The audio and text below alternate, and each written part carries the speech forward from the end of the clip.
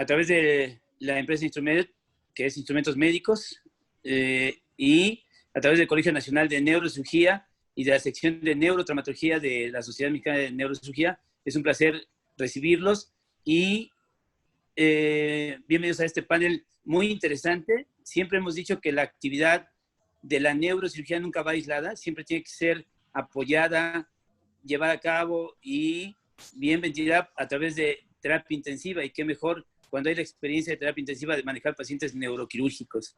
Creo que es fundamental para el éxito de nuestros pacientes poder llevar a cabo este tipo de eventos y, por supuesto, siempre el apoyo de los intensivistas, ¿no? Podemos tener de pronto diferencias con los intensivistas, pero siempre es el trabajo conjunto el que nos llevará al éxito. Entonces, bienvenidos a todos. Me honro en presentarles al doctor Rafael Molina Ruiz, quien es neurocirujano egresado del Hospital Universitario en Nuevo León, José Eleuterio González, de la Universidad Autónoma de Nuevo León, y quien es jefe de servicio de neurocirugía de la UMA, que le llaman ellos Hospital número 21 del IMSS, en la ciudad de Monterrey, Nuevo León, y también se desempeña en el medio privado como fundador y miembro activo de los equipos de shock de trauma del Hospital Christoph Mogerser.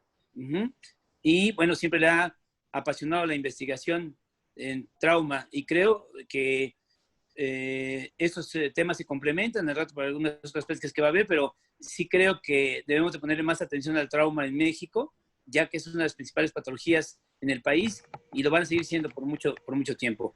Doctores, bienvenidos a esta conferencia, a este panel. Bienvenidos, doctor Molina. Gracias a todos, gracias, Noelia. Un placer saludarlos. Claro que sí. Le vamos a dar, bueno, primero que nada, otra vez la bienvenida a todos los que se están reincorporando. Es muy importante que nos vayan dejando sus preguntas para que haya feedback al final de la conferencia de este webinar. Muchísimas gracias, doctor Castillo. Bienvenido al doctor Rafael Molina y al doctor José Carlos García. Le vamos a dar ahora sí el pase al doctor Molina. Vamos a compartir pantalla, doctor. Sí.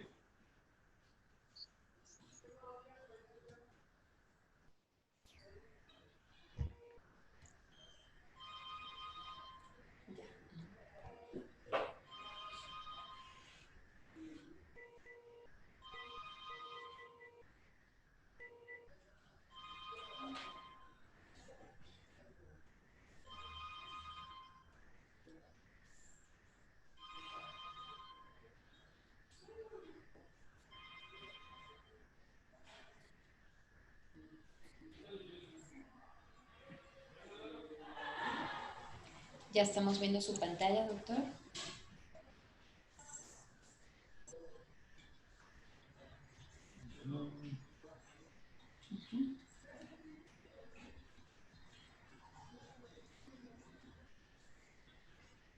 Muy bien.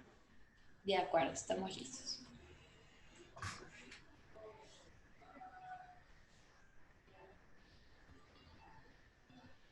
¿Listo? De acuerdo, doctor. Ok. Buenas tardes. Es un gusto y un placer participar en este webinar y con la invitación de Instrumentos Médicos Internacionales.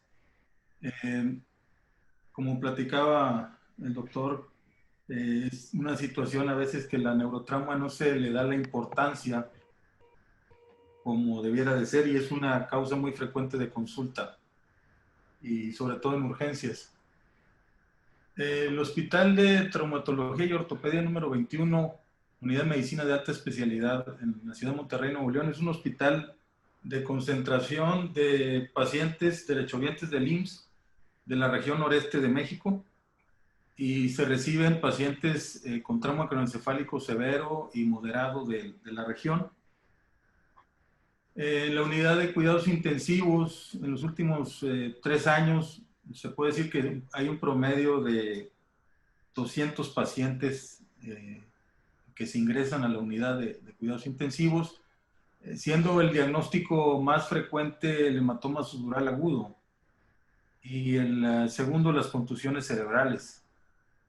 En cuanto a, y estamos hablando de que se colocan catéteres de presión intracraneal en aproximadamente un promedio de unos 100 casos al año, de tipo parenquimatoso y unos cerca de 10, un poco más de 10 casos de catéteres intraventriculares. Antes de continuar con el tema, es importante recordar lo que es la presión intracraneal, los niveles normales en un adulto y en un niño mayor o un adolescente es de 15 milímetros de mercurio, que vendrían siendo 204 milímetros de agua, si hacemos la conversión. Y en los niños o escolares es hasta 7.4 milímetros de mercurio, en los infantes hasta 6, o sea, estamos hablando de lactantes, y en recién nacidos hasta los 7 meses hasta los 4 milímetros de mercurio. Recordando que se ajusta a la edad estos niveles de presión intracraneal. Y antes de continuar con eso, es importante recordar la doctrina de Monroe Kelly, ya que el cráneo es una cavidad rígida y contiene al cerebro, obviamente es lo más importante, el órgano más importante que hay ahí. Y recordar que el 80% está ocupado por el mismo cerebro, 10% es sangre, tanto arterial como venosa, y 10% es líquido cefalorraquídeo.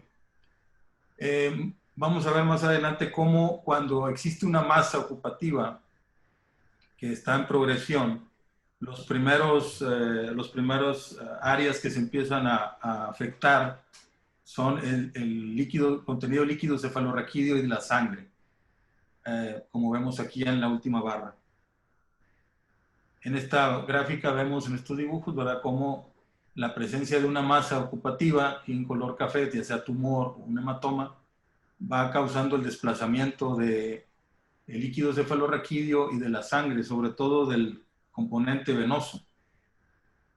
Y viendo aquí una curva en la progresión de una lesión ocupativa, sea un hematoma o un tumor, vemos cómo la presión intracraneal se mantiene, hay un compliance inicial que tolera la presencia de una tumoración o un hematoma, y de repente hay un incremento súbito de la presión intracraneal al grado tal de que podemos entrar a un punto muy grave o muy delicado donde existe la herniación de estructuras cerebrales, inicialmente desviación de línea media o subfalcina, la transtentorial y posteriormente ya la herniación de amígdalas, que es ya prácticamente la muerte.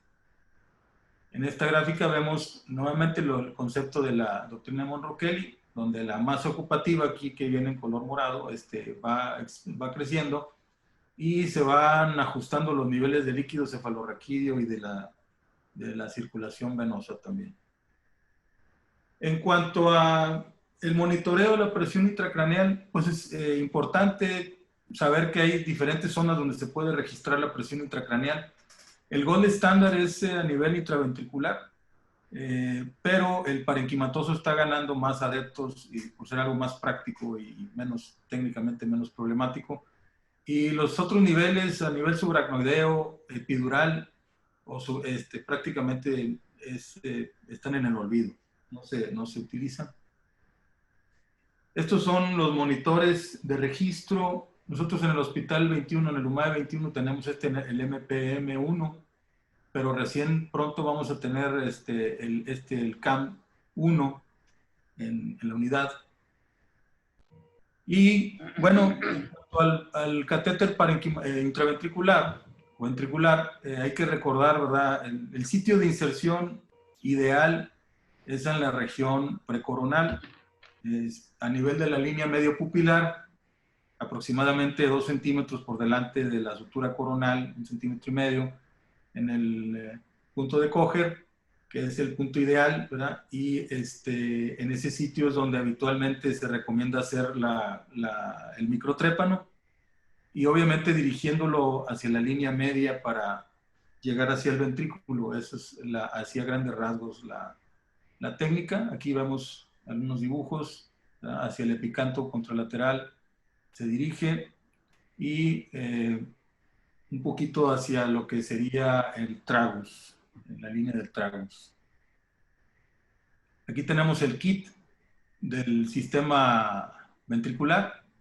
Vemos lo que es el transductor, el catéter propiamente dicho y cable de registro de fibra óptica.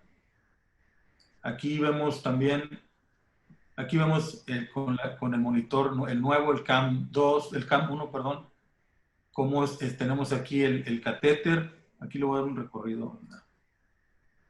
Vemos de cerca lo que es el catéter de presión intraventricular. Aquí tiene sus poros, el tornillo, y aquí está articulado el cable de registro. Aquí es donde hacemos el ajuste previo, y este es el sensor de la temperatura en esta zona. Ahí tenemos está encendido, ¿verdad? Obviamente está calibrado en 0, y aquí se registra también temperatura, y en un momento dado también se puede estar simultáneamente monitorizando la presión de perfusión cerebral. Muy bien, aquí tenemos brevemente, ¿verdad?, lo que es la colocación del catéter de presión intraventricular. Vemos cómo sale líquido cefalorraquídeo en un momento dado. Trae un estilete y se dirige con la técnica que habíamos mencionado, ¿verdad?, hacia la línea media y hacia el tragus. Entonces, y para el armado del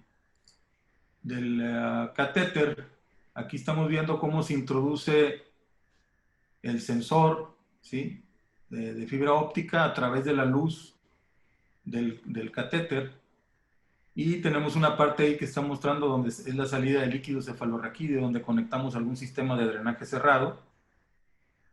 Y por otro lado tenemos, bueno, ahí va donde fluye el líquido, y tenemos ahí el sensor del registro de la temperatura, que es también parte de lo que registra el sistema.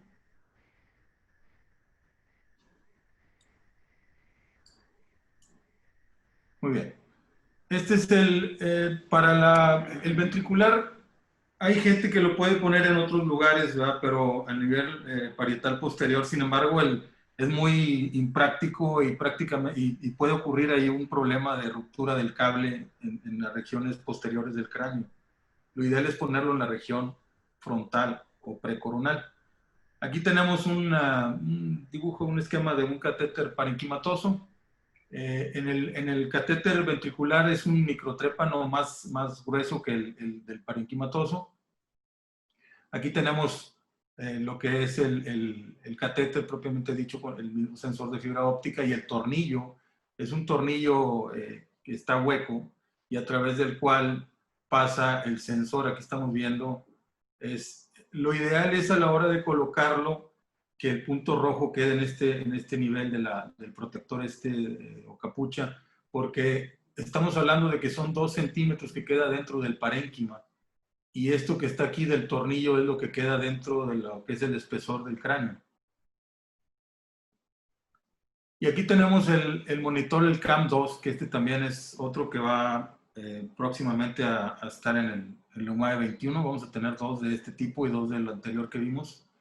Y vemos nuevamente el cable en la zona aquí de donde se hace la calibración, y el catéter propiamente dicho con el tornillo integrado. Muy bien. Ahora, en pocos días o semanas ya se está introduciendo un nuevo catéter flexible que trae una tecnología nueva también del grupo Camino. Y es un catéter que tiene una ventaja, es el Natus. La ventaja que tiene este catéter es que, bueno, muchas veces nos frustra cuando colocamos un catéter ventricular, que al abrir el drenaje de líquido cefalorraquídeo se aplana la curva, y entonces ya no vemos el registro que quisiéramos ver, ¿verdad? Se aplana, y hasta que no se acumula algo de líquido empieza otra vez a ver registro. Con el catéter ventricular Camino Flex se mantiene esa curva a pesar de que exista drenaje del líquido cefalorraquídeo. Entonces va a ser una tecnología muy interesante que trae este equipo, y que ahorita vamos a ver a grandes rasgos. Es un kit parecido a los demás, con una broca con tope, y obviamente con el catéter con perforaciones y con un estilete. Pero viendo aquí lo que es este esquema, vemos el sensor de la presión intraventricular, está en la punta del catéter, y tenemos en la más distal al sensor, tenemos los poros del drenaje. Y en el corte transversal podemos ver cómo hay el orificio para introducir el catéter es a través de un orificio independiente al que fluye el líquido cefalorraquídeo, y por ahí se introduce el estilete. Y también viene en el espesor de la pared, viene el cable de registro, o sea, no viene como en el anterior que mostré ahorita en la luz del catéter. Entonces, viene en forma independiente lo que es el flujo de líquido cefalorraquídeo, y por otro lado el registro, como vemos aquí, en la punta del catéter. Y se saca o se exterioriza como si fuera una ventriculostomía convencional. Y esas son las características de este catéter flex camino, el Natus. Muy bien. Ya entrando en materia en cuanto al registro de la presión intracraneal, es importante ver que las ondas de presión intracraneal, las primarias, podríamos llamarle, que son 3, P1, P2 y P3, son un reflejo del pulso arterial, del pulso o del gasto cardíaco. Podemos ver cómo en la fase sistólica, que está aquí en la punta en verde, se refleja en P1. Es la fase de eyección y de donde se refleja el ingreso de sangre al cerebro y que se transmite en los plexos coroides. El P2 es una onda que está relacionada con la circulación venosa y que tiene que ver con estar viendo el compliance cerebral, que más adelante vamos a ver. P3 representa el cierre de la válvula aórtica.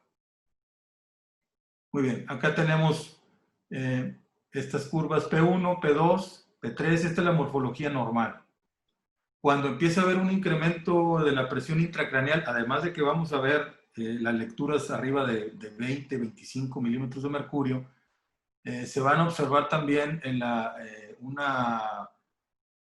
incremento de la altura de P2. Aquí se invierte la posición, P2 está por encima de P1. Entonces, esto significa que se está perdiendo el compliance cerebral y es un signo de alarma. Al estar viendo la morfología de las ondas de registro, tenemos que ver también esa morfología. Si se está perdiendo y tenemos presiones intracraneales por arriba de 20, estamos empezando a entrar en una fase crítica. Y como podemos ver aquí, la altura de esas ondas de P1, P2 y P3 reflejan el pulso vascular. Y es importante ver que existe otro tipo de ondas que son ya contemporizadas, o sea, las vemos en el tiempo, que son ondulantes y que más adelante les voy a mencionar, que las describió Lundberg. Aquí tenemos nuevamente lo que es la descripción de una onda de presión intracraneal. Como les había comentado, tiene que ver con el compliance cerebral. Y aquí vemos ya una onda patológica ya en un cerebro que no tiene ya compliance. Aquí vemos claramente, por ejemplo, unas tomografías prácticamente normales con ondas de presión intracraneal con morfología normal, y conforme se presentan lesiones ocupativas, un hematoma sudural o edema cerebral, empieza a alterarse esa morfología y podemos ver cómo empieza a elevarse P2 y hablamos ahí de que se está perdiendo el compliance cerebral. En 1963, Niels Lundberg describió las ondas de presión intracraneal, pero las registró en un tiempo. O sea, se habían registrado y se tomaban como una lectura única, pero Lundberg lo hizo registrándolo en tiempo. Y él encontró que algunas curvas estaban relacionadas con situaciones donde el paciente estaba descerebrando o decorticando, situaciones así críticas, y él hizo las anotaciones y las describió. Y las ondas normales, están invertidos. Uno pensaría que las ondas A son las normales, pero es al revés. Las ondas A son las patológicas completamente. Entonces voy a hablar primero de las ondas C, que son las normales. Las ondas C son rápidas, son estas que estamos viendo aquí en la gráfica de abajo, y vemos que son de 4 a 8 por minuto, ¿sí? Son estas ondulaciones, ¿sí? Entonces, son de 4 a 8 por minuto y son de menor amplitud, o sea, no son de mucho tiempo. Y obviamente se mantiene por debajo de 20 milímetros de mercurio en la escala de presión intracraneal. Las ondas de tipo B, como vemos aquí, ya son ondas que están por encima de los 20 milímetros de mercurio. Aquí estamos viendo una, aquí vemos otra, y que se presentan de media a 2 ondas por minuto. Y estas muestran un ascenso paulatino, o sea, gradual, y luego descienden. No hay una meseta, sí es como ondulante, pero se mantienen muy cerca de los 20 o por encima de los 20 milímetros de mercurio. Y las ondas de tipo A o plató, es el otro nombre que se le da, ya son ondas completamente patológicas. Estas de las ondas de tipo B es un preludio de hipertensión intracraneal, o se puede decir que estamos entrando en la fase de hipertensión intracraneal. Las ondas de tipo A son las más patológicas y son, si podemos ver aquí, prácticamente una meseta. Súbitamente hay un ascenso hasta más de, incluso llega hasta 50 milímetros de mercurio. Aquí subió 30, pero está hasta 50 y se mantiene durante 15 o 20 minutos en esa, como una meseta, y luego hay un descenso brusco y pasan 2 o 3 horas y vuelve a haber ese incremento. Entonces, ahí prácticamente se puede decir que estamos hablando que ese paciente ya perdió su compliance cerebral y está entrando en la fase de herniación cerebral, si es que no está ya incluso herniado. Aquí vemos nuevamente esas curvas que pasan de 20 milímetros de mercurio y que se mantienen como una meseta que dura 15, 20 minutos y luego vuelve, ¿sí? Las ondas de tipo B, aquí como está cortado el tiempo, pues se ven de esta morfología, ¿sí? Pero si hacemos una extensión en tiempo, podríamos ver las ondulantes. Y aquí vemos las de tipo C, que son las normales, que se mantienen por debajo de los 20 milímetros de mercurio y que son prácticamente de morfología normal. Aquí vemos el pulso de las de tipo C, cómo van, suben, que tienen que ver con el pulso respiratorio. Aquí tenemos a una paciente posoperada de un hematoma subdural agudo, marca ahí 10 milímetros de mercurio, está con el BIS, monitoreo electroencefalográfico en cuidados intensivos. Lo ideal es que esté el BIS abajo de 50, que estamos hablando ahí de una sedación. Ahí vemos el catéter y el BIS. El BIS tiene utilidad para estar verificando que la sedación sea efectiva y en un momento dado pues cambiar de estrategia si no está funcionando. Muy bien, aquí tenemos las ondas B, así más específico, las de Lundberg de tipo B, de 0.5 a 2 por minuto. ¿Sí? Son elevaciones modestas, cercanas, como les mencionaba, cerca de los 20 milímetros de mercurio, y refleja un incremento de manera cualitativa de la presión intracraneal. O sea, ya cuando vemos este tipo de ondas es para empezar con alarmas respecto al manejo de ese paciente. Aquí vemos un caso de ondas de tipo B de Lundberg. Vemos cómo aquí, antes de darle play, P2 está por encima de P1, ¿sí? Entonces, y está manejando ya presiones de 24 y hasta 28 de repente en fases más avanzadas. Entonces, ahí podemos ver las ondas. No corre el... Ok, bueno, pasamos a la siguiente diapositiva. Y aquí vemos las elevaciones que les comentaba de patológicas de plató o ondas de tipo A, donde vemos que súbitamente hay un incremento de la presión intracraneal, se mantiene la meseta y luego hay un descenso, pero dura entre 15 y 20 minutos. Y regresa casi hasta límites normales, pero ya ahí prácticamente se puede decir que está perdida el compliance y la autorregulación cerebral también. Y aquí en estos pacientes vemos también lo que es la triada de Cushing. Ya empieza a haber pacientes con hipertensión arterial y empieza a haber también bradicardia. Nuevamente vemos aquí cómo el incremento súbito de la presión intracraneal y la herniación cerebral. Recordando un poco lo que es de los mecanismos de autorregulación, donde el CO2 bajo provoca vasoconstricción y el CO2 elevado pues produce una vasodilatación. Y lo mismo ocurre con la presión arterial media, ¿sí? Presiones arteriales medias bajas favorecen que haya vasodilatación, y cuando incrementamos la presión arterial media como mecanismo de defensa hay una vasoconstricción. Muy bien, aquí viene algo de eso que les acabo de comentar. Muy bien, entonces en el paciente con trauma craneoencefálico severo es muy importante una constante que es la presión de perfusión cerebral, y que viene siendo el diferencial entre presión arterial media y presión intracraneal. Lo normal o lo ideal es tener entre 60 y 70 o puede ser hasta 80 milímetros de mercurio. Eso permite una adecuada perfusión del cerebro. Cuando por alguna razón este balance se pierde y tenemos un ingreso de entre 50 y 60 milímetros de mercurio, estamos hablando de isquemia. Y entonces el paciente puede desarrollar un daño cerebral secundario y generar edema citotóxico. Si esa presión de perfusión está por debajo de 30, estamos hablando del paciente está entrando ya en fase de muerte cerebral. Y obviamente 0 pues ya es prácticamente un paciente que no tiene función y tiene muerte cerebral. Hay que recordar también en esto del trauma craneoencefálico severo una clasificación de Marshall de los hallazgos tomográficos en un TAC de cráneo. Y sobre todo darle importancia a lo que es el daño axonal, que llaman daño axonal difuso grado 3 y grado 4. ¿Sí?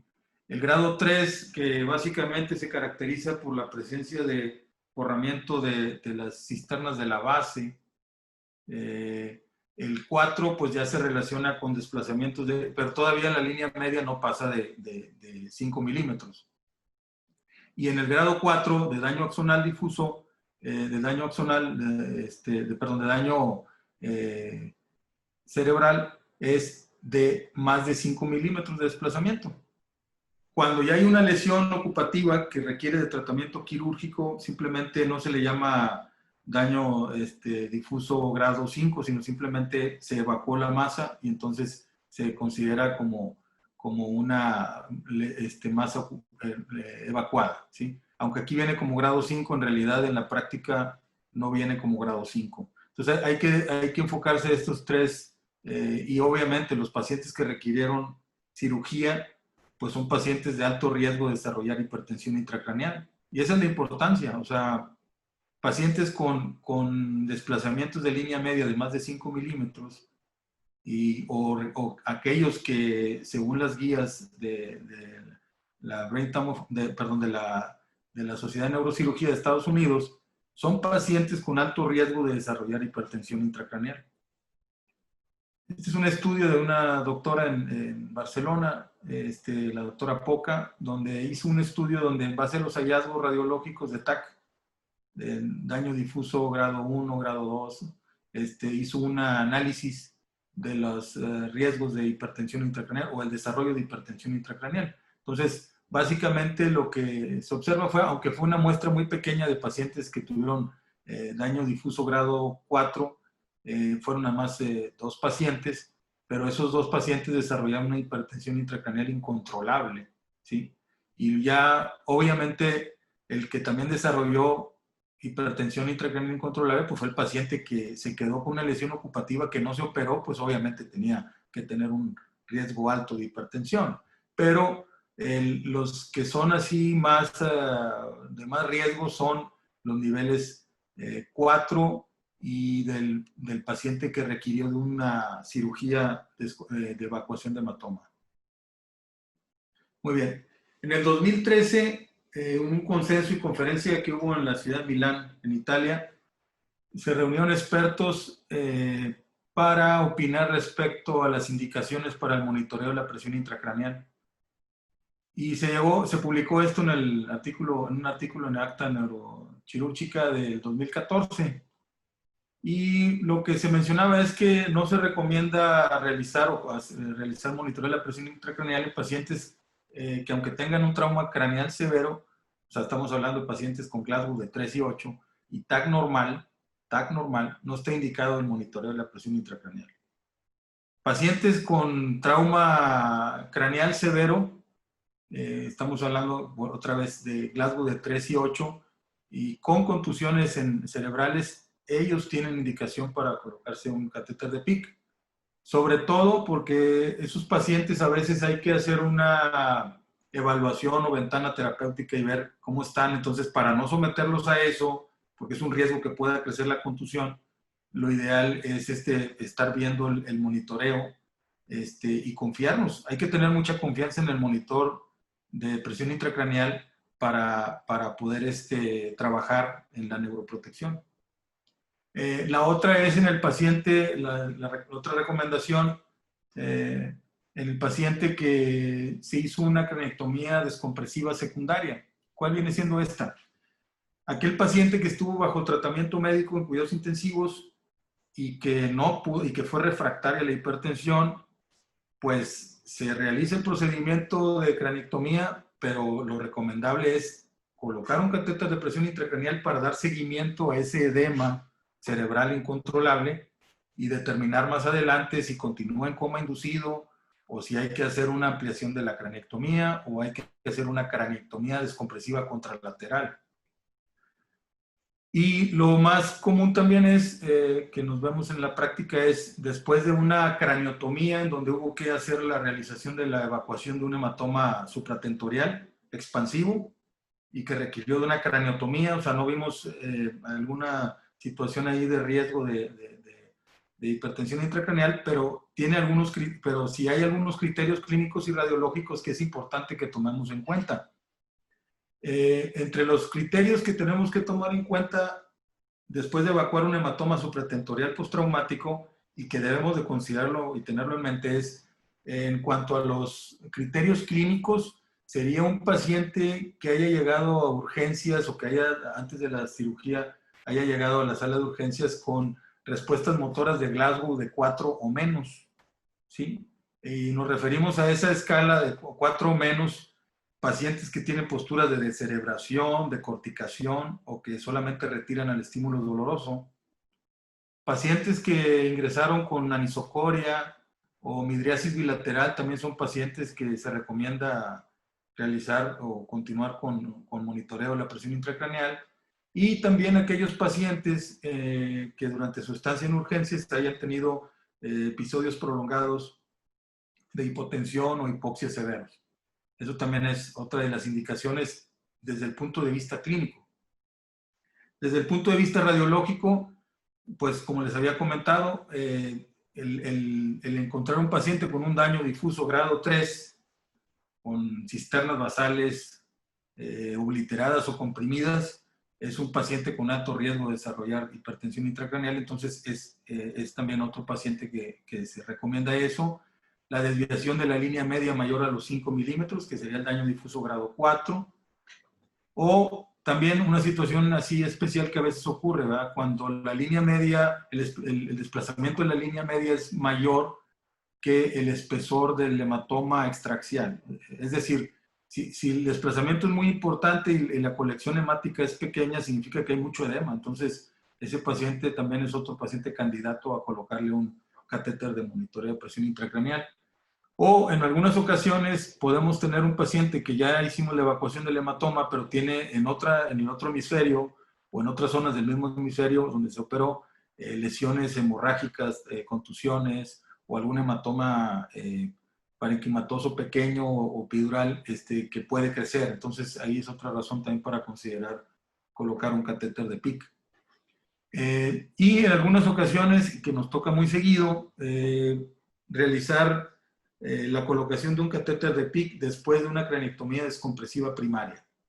O sea, la cranectomía descompresiva que a juicio ya del neurocirujano decide evacuar el hematoma y colocar un monitoreo de la presión intracraneal dadas las circunstancias con las que ingresó el paciente, sobre todo si son pacientes que ingresaron con un estado de coma profundo y una lesión ocupativa, hematoma bastante grande. Son pacientes que seguramente van a hacer hipertensión intracraneal. Entonces, es conveniente también después de una craneectomía descompresiva primaria colocar un monitor de PIC.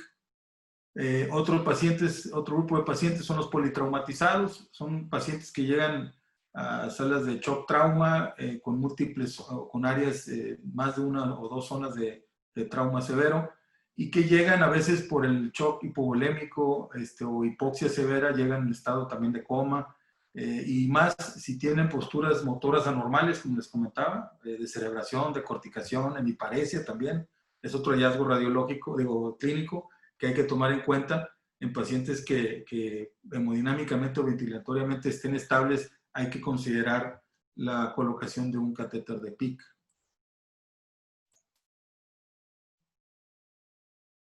Entonces,